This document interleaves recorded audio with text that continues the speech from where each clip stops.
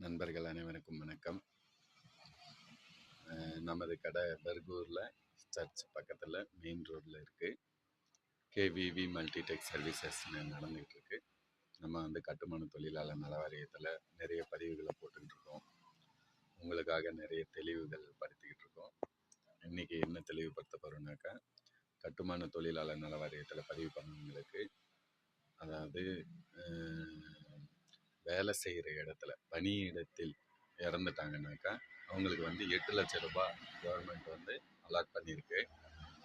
So அது எப்படின்னா, இப்போது மேஸ்திரி, கூலி ஆள், அப்புறமா ப்ளம்மரு, எலக்ட்ரிஷியனு, வெல்டரு, தச்சரு, அப்புறமா மண் வேலை செய்கிறவங்க,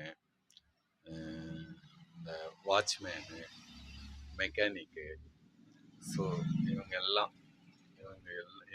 வந்து கட்டுமானத்தில் அடங்குவாங்க. கட்டுமான தொழிலில் யார் யாரெல்லாம் அடங்கியிருக்காங்களோ அவங்க எல்லாருமே அவங்கவுங்க செய்கிற தொழில் பிளேஸில், அந்த வேலை செய்கிற இடத்துல ஒரு வேலை ஏதாவது விபத்து காரணமாக அந்த இடத்துல இறந்துட்டாங்கனாக்கா அவங்களுக்கு வந்து இந்த தொழிலாளர் நல வாரியத்தின் மூலமாக 8 லட்சம் ரூபாய் நம்ம வந்து கிளைம் பண்ணி தரலாம்.